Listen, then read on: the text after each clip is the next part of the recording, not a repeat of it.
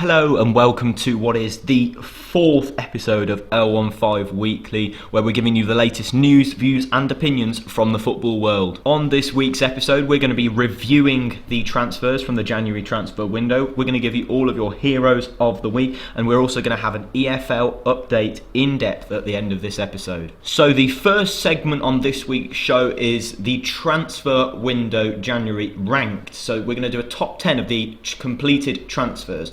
This January transfer was a big one, with 881 million spent across Europe's top 5 leagues, with a mighty 479 deals completed. So starting off our top 10 transfers of the January window, we start in number 10, which is Danny Rose. So he joined Newcastle from Tottenham on loan until the end of the season. He's got 12 appearances for Tottenham in the Premier League, and he's fallen out with Jose Mourinho because Mourinho opted to use Japhet Tanganga at left back instead of Danny Rose. He's 29 years old, he's an England international, he's got 4 Champions League appearances this season, and Newcastle are struggling with the left back situation with Yetro Williams, who is on loan from Augsburg, who is injured until the end of the season. So it's good to see Danny Rose getting a move elsewhere, hopefully getting some game time and hopefully re-establishing himself in the England squad. So in the number 9 spot, we've got Jarrod Bowen, who has moved from Hull City to West Ham for around £20 million. Jarrod Bowen has got 16 goals in 29 EFL Championship appearances this season. He's also got 7 assists. He's got an average rating of 7.35 per game.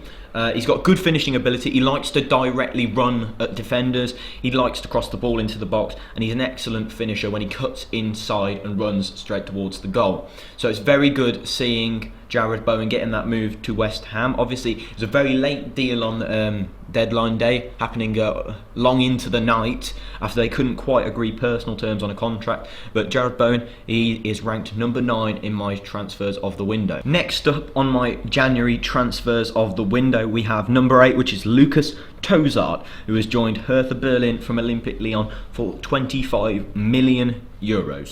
He has 19 appearances for Lyon in Ligue 1 this season and has also played all 6 Champions League games for Lyon.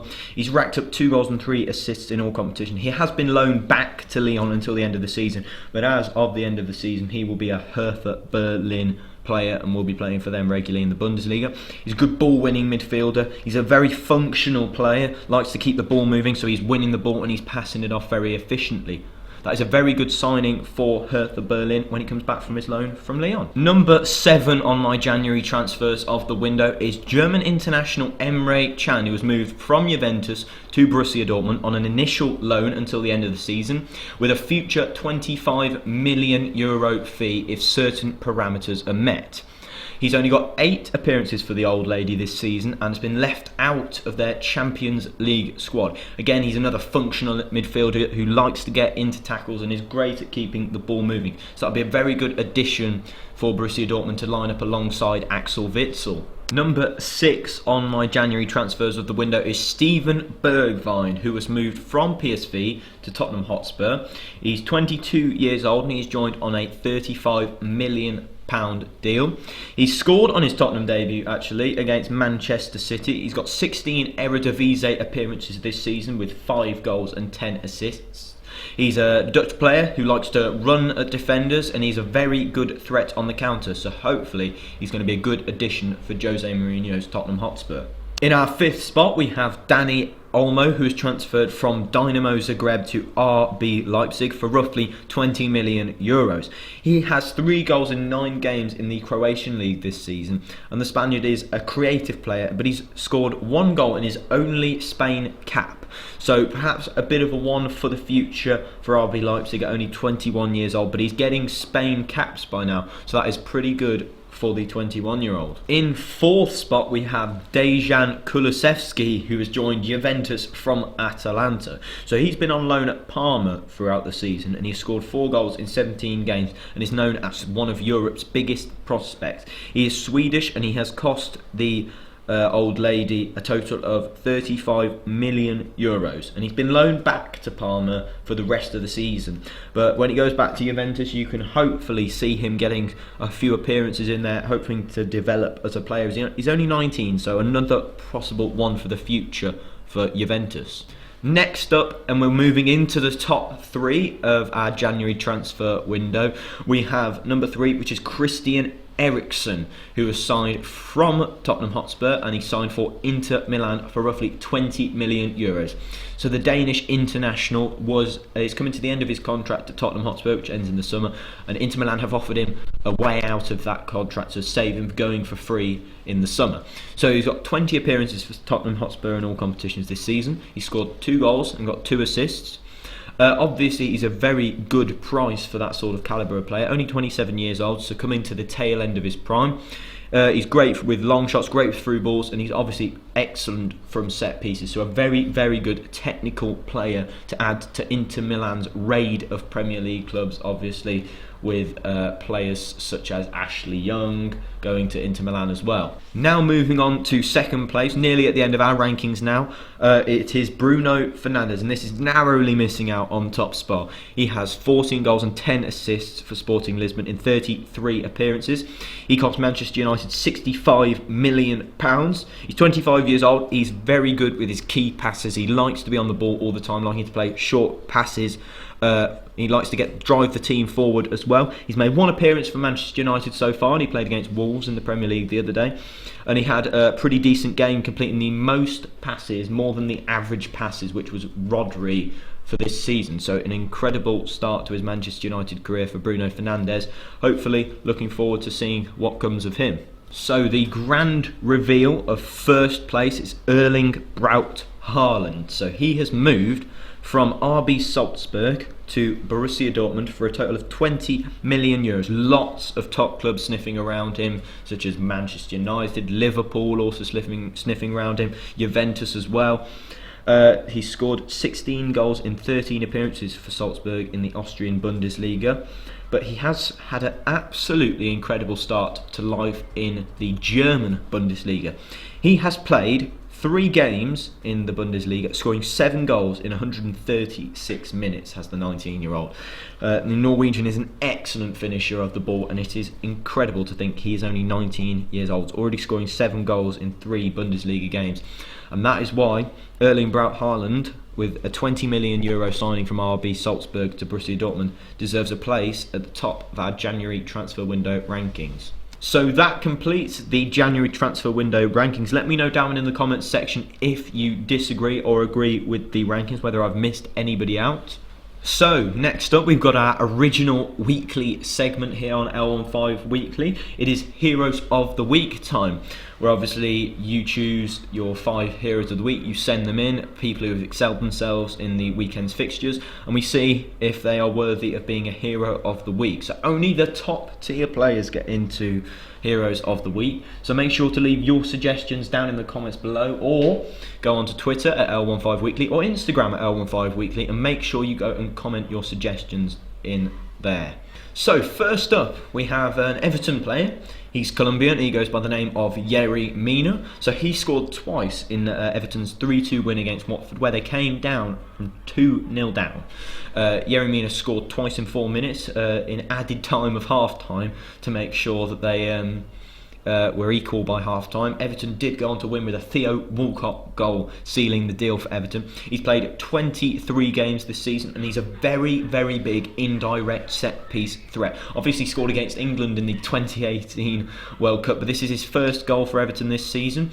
Obviously a very good set-piece threat and a well-deserved Hero of the Week, Yerry Mina. Next up, we have Kingsley Hezebuye, who is a right-back, and he's 24 years old. He's Dutch, and he scored in Köln's 4-0 win against Freiburg this season. He has a pass success of 76.5% this season in the Bundesliga, and has won 1.4 aerials per game. He is a very good crosser of the ball, likes to get down the line, a very attacking fullback, and obviously, could be in contention for the Dutch squad at this summer's Euros. So very well deserved for Hezebuye on this week's Heroes of the Week. Next up, we have Jadon Sancho. Obviously, no need to explain this if you're an England fan. Obviously, one of your hottest prospects, who scored in the 5-0 win against Union Berlin for Borussia Dortmund, and also got an assist. He's got 18 appearances and 12 goals and 12 assists in Bundesliga this season. He loves to take players on. He's in lightning form in this season's Bundesliga, and he's been linked with a Premier League return, obviously leaving Manchester City when he was very young, and he's one of the form players in Europe. Obviously teams like Manchester United, Chelsea sniffing around the young England international. It'll be interesting to see if he does make a Premier League return, but for now he's sticking with Borussia Dortmund, where he is one of the hottest form players in Europe this season. Well deserved for Jadon Sancho in the Heroes of the Week. Next up in our Heroes of the Week, we have Said Ben Rama, who scored a hat-trick in a 5-1 win against Hull for Brentford. He's got 8 goals and 5 assists in 27 league appearances in the EFL Championship this season for Brentford. He's been a crucial force this season for Brentford. Brentford sitting 5th in the EFL Championship as we speak. He's been a big part of this BMW striking trio, which involves Brian Mbeumo and Ollie Watkins, obviously scoring plenty of goals between the three of them. He's got an average rating of 7.4 per game, and obviously he's really excelling himself. He's been linked with Leicester recently. The Algerian has, obviously 24 years old, still plenty of time, just dipping his toes into his prime at the moment. But at the moment, Said Ben Rama gets a Hero of the Week. Our final Hero of the Week is Odsonne Edouard, who scored twice in Celtic's 4-1 victory against Hamilton. The 22-year-old Frenchman has scored 18 goals in 20 appearances for the boys and has won 1.8 aerials per game with an average of 2.5 shots per game. So he's a young French player, obviously hasn't been capped for his international side yet, but obviously that cap could be coming. He's been linked with a lot of move to big European clubs, perhaps leaving the Scottish Premier League. But we'll see where this takes him. But at the moment, he is a Hero of the Week, Odsonne Edouard. So now we're going to go on to talk about Chelsea's goalkeeping problems. So Frank Lampard dropped Kepa Arrizabalaga in the game against Leicester, which turned out to be a 2-2 draw. Willy Caballero started the match and played the full 90 minutes. Kepa Arrizabalaga had played every game before that in the Premier League, and the Spanish international is pushing De Gea for the number 1 spot in the Spain national team. Kepa joined for 71.6 million in the summer of 2018, and he was the world's most expensive goalkeeper. He's come into criticism recently following a number of below-par displays. So, Kepa Arrizabalaga has got 5 clean sheets in the Premier League. He's made 41 saves and has conceded 32 goals in 24 games. He saves 55.5% of his shots. So obviously Caballero isn't a long-term solution. I think Frank's just about had enough of Kepa Arrizabalaga making some dodgy errors. So perhaps it's time for him to dip into the market. Perhaps it's time for him to go and look for alternatives.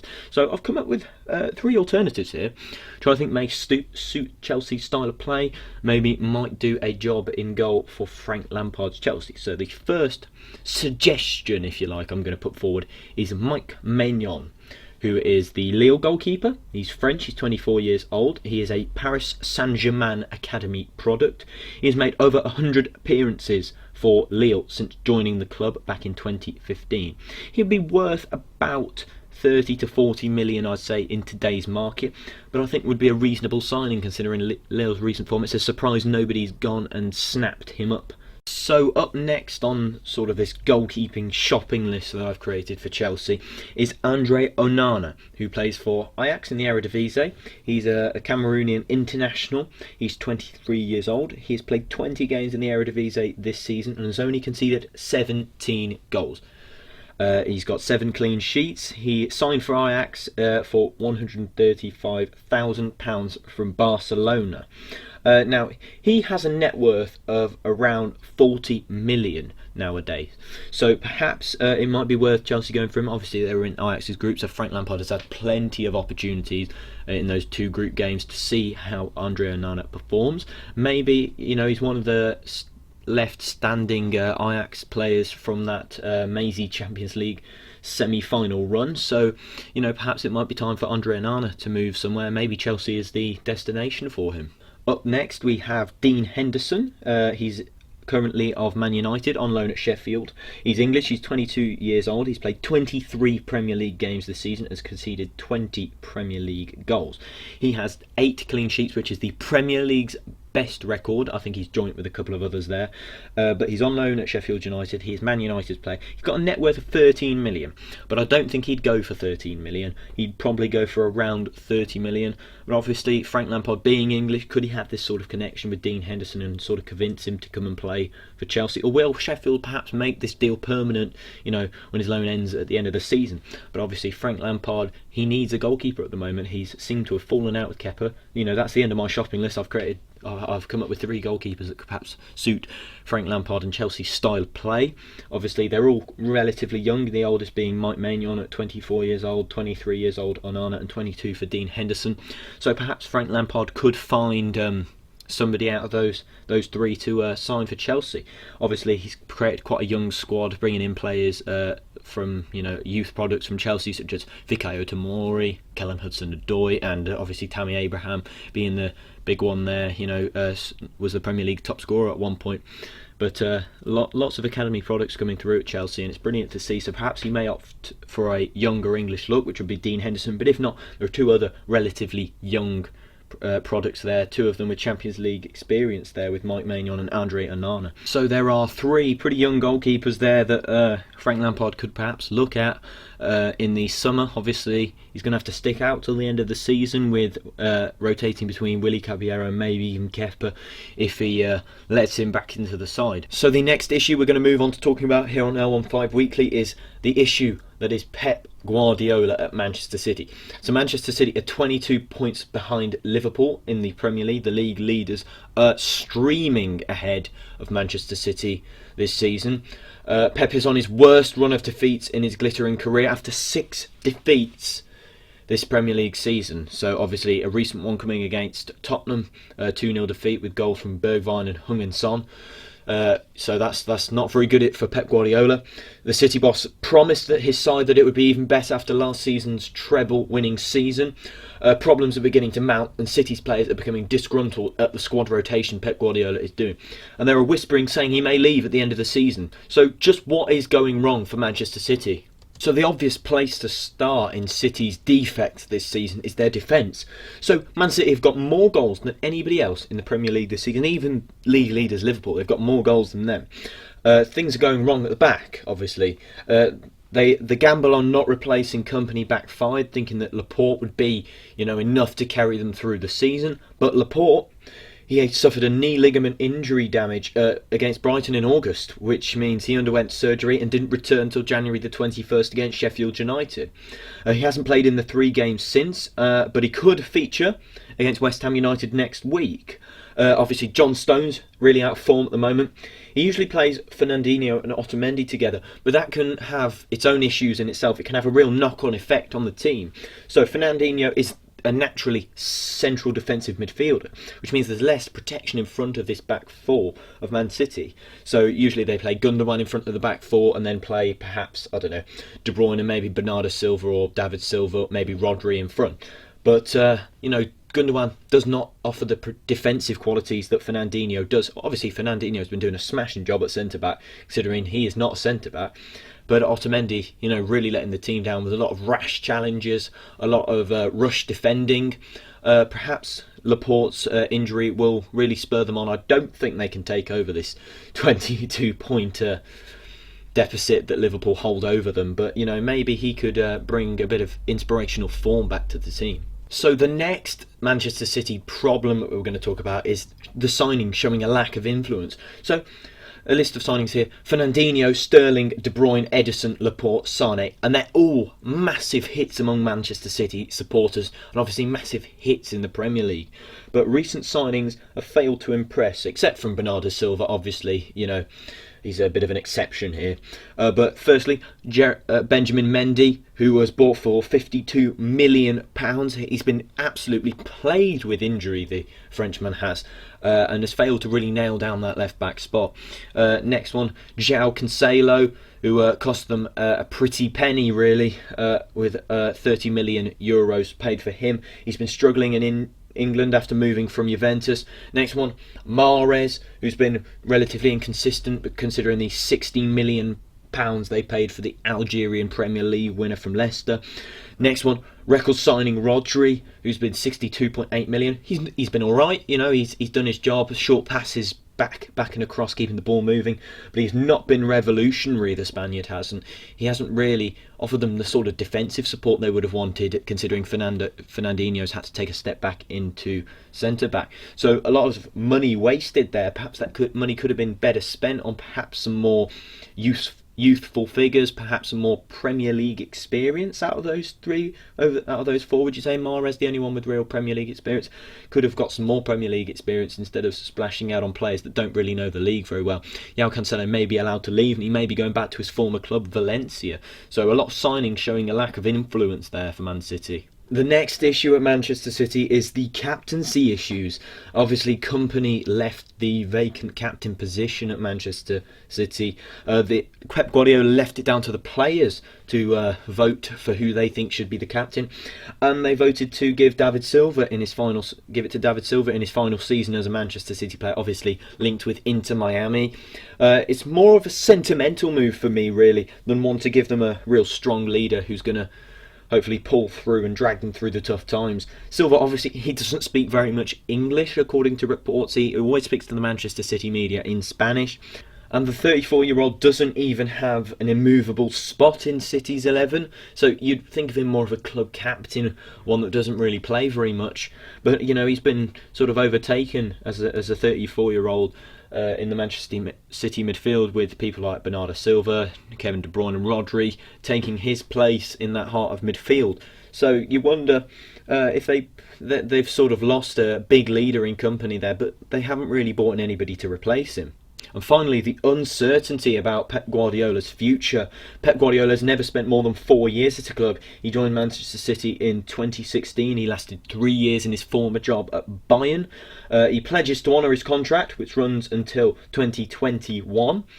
Champions League is really important to Pep Guardiola. He wants to win that. That's the competition he really wants to win as Manchester City manager.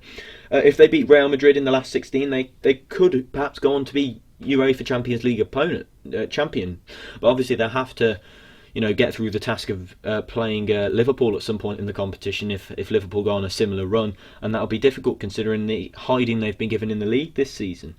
But obviously this Champions League could be crucial for Pep Guardiola if he stays or if he goes. So if they go out in this round, it could lead to a premature departure for Pep Guardiola. Speaking of Champions League, if that's the sort of thing you like to listen to, next Friday in our usual episode of L15 Weekly, episode 5 is going to be a Champions League special, as that begins on the 18th of February. So we're going to be doing that next Friday. I'm going to have some special guests on here talking about the Champions League, reviewing the group stage, previewing onto the last 16 and the knockout phase, seeing who could be the potential winners of the Champions League. So if that's your sort of thing, make sure to go and check that out next week, Friday at 5 p.m. So up next here on L15 Weekly, we have a special guest. It's Jack. Jack, how are you?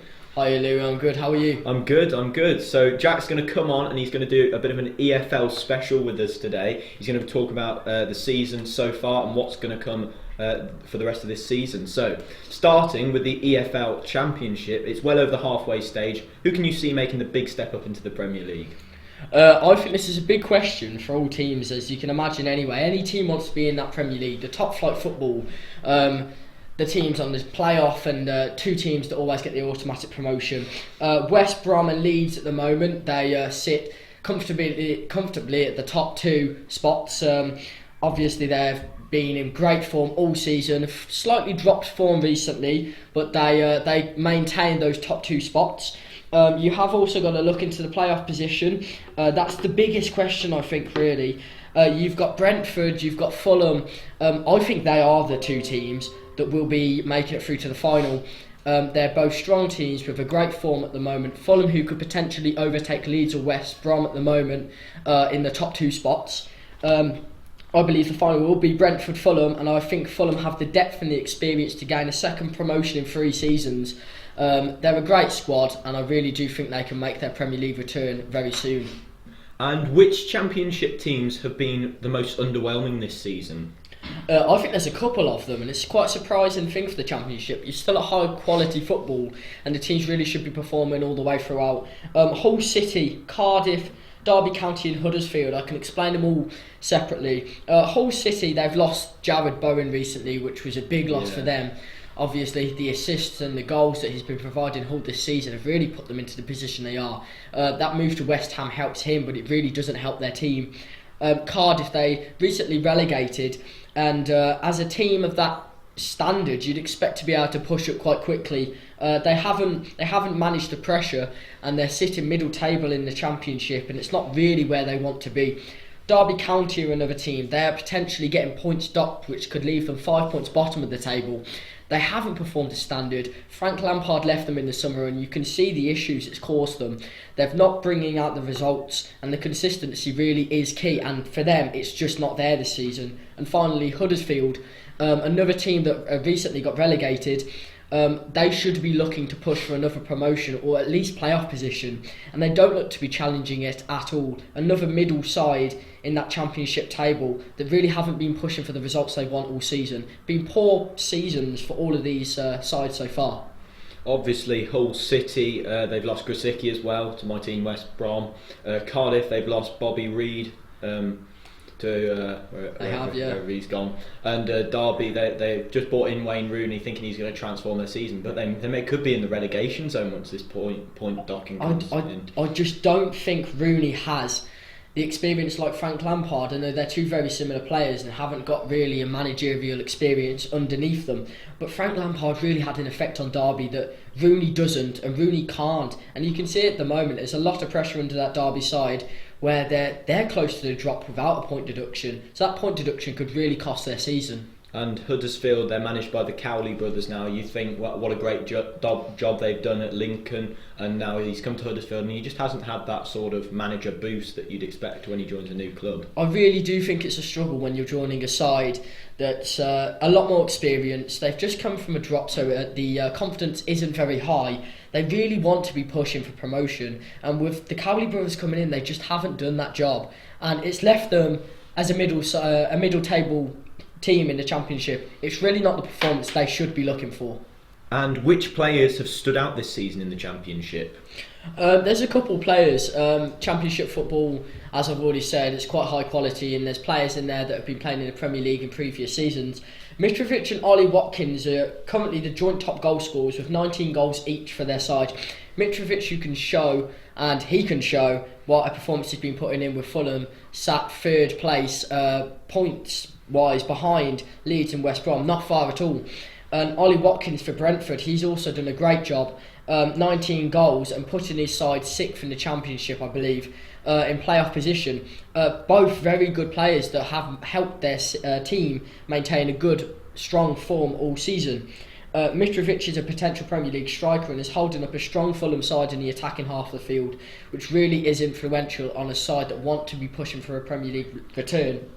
Jared Bowen, before his move, the man was performing at the top of his game. 24 goal contributions all season and acting like the popular attacker that Premier League sides look for now.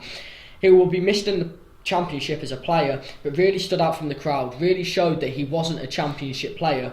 Finally, we've got Mateus Pereira, the West Brom winger, who has been outstanding all season, and no one can say he hasn't, because the performances he's been putting in have been really outstanding, really resounding, helping West Brom get those wins they've needed this season. 10 assists and constantly being a threat around the final third is what you're looking for in the Brazilian flair.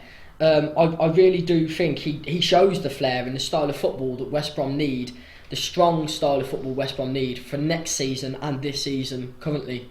Well, Mitrovic is injured at the moment for Fulham, so that hasn't really hindered them because they're still sniffing around the top 2 spots in the table. Obviously, Ollie Watkins being a very big part of that BMW strike force that we talked about in Heroes of the Week earlier today.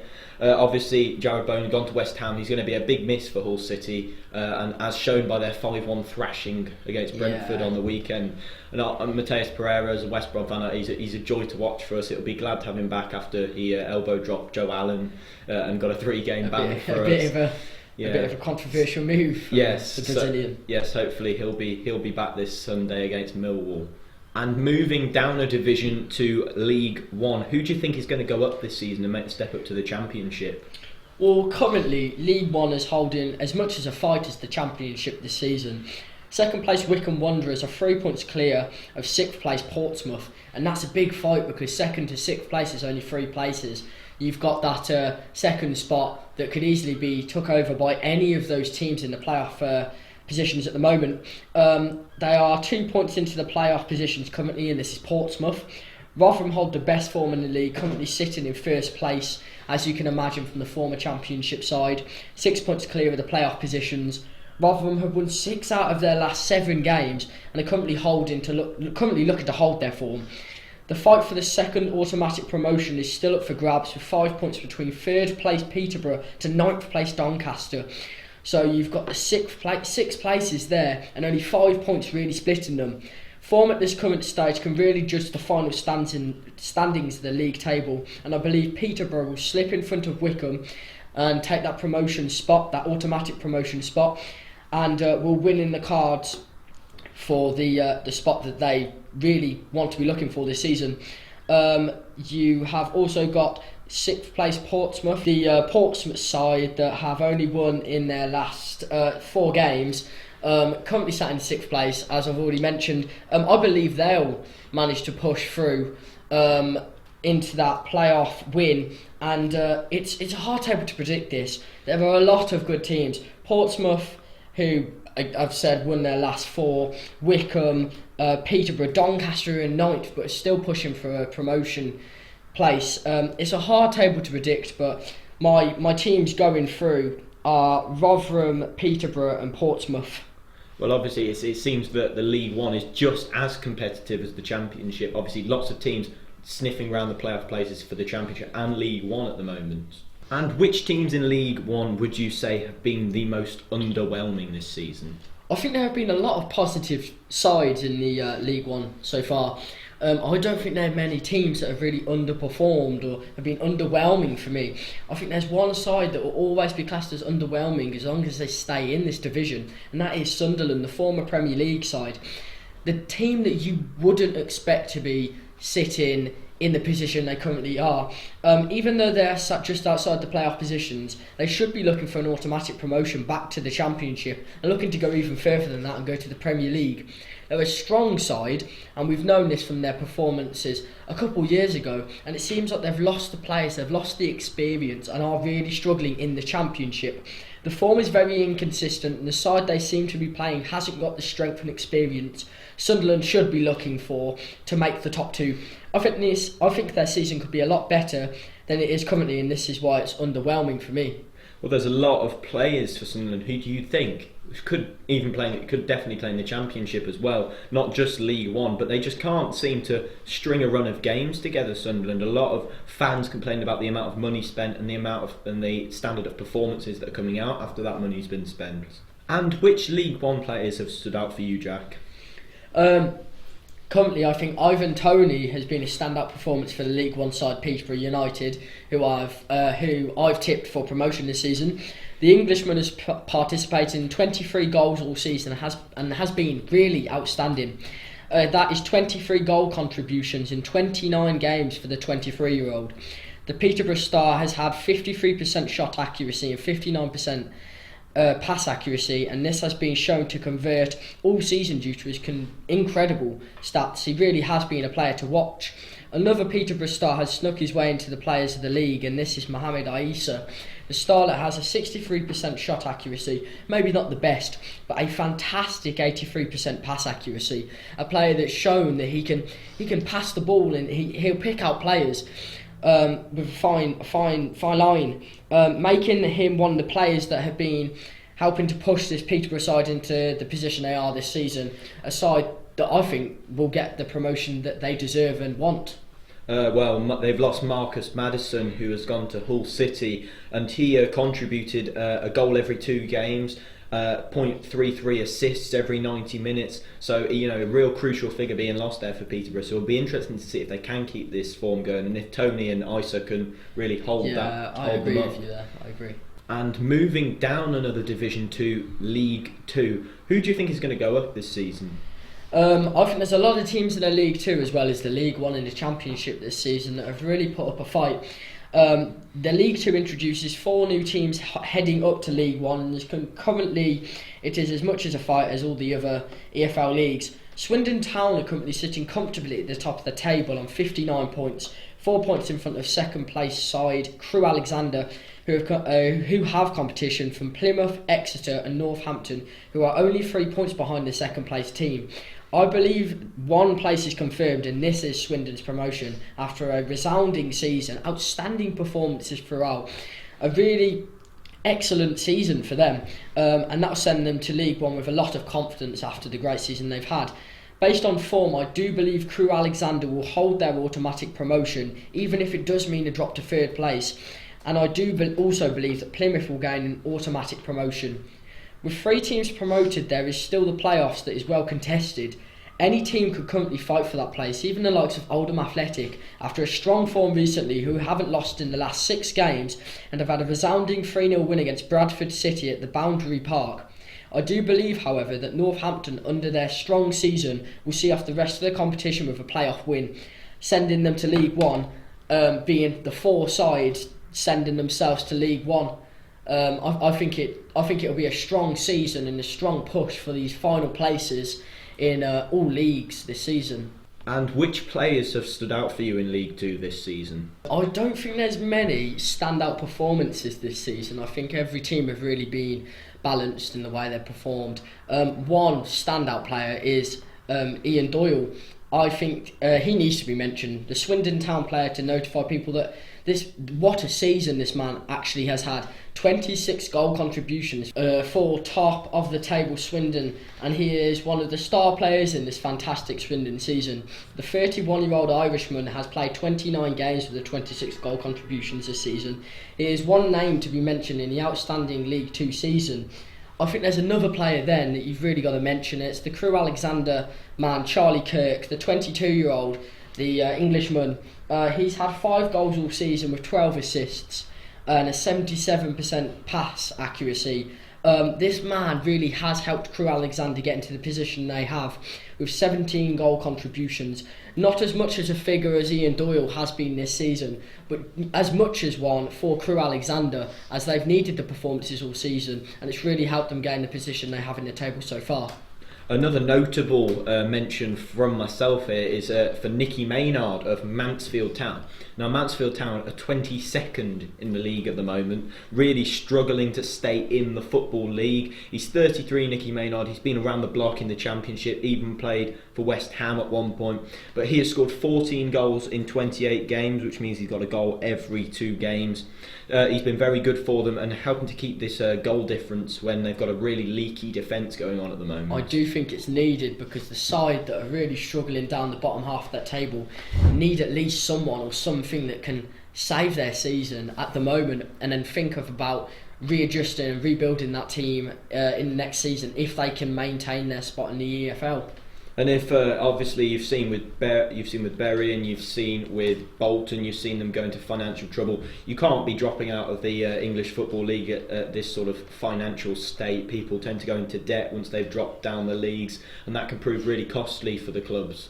And that is all from Jack on our EFL update. Some really good stats there. Thank you for coming on, Jack. Thank you, Louis. It's been a pleasure being on your show this week. No problem. And that brings us to the end of this week's L15 Weekly podcast. Make sure to leave your suggestions for Hero of the Week for next week. We've also got the Champions League special coming up with some special guests next week on Friday at 5 p.m. So make sure you tune in for that. Thank you very much for listening to L15 Weekly this week, and I'll see you next time. Goodbye.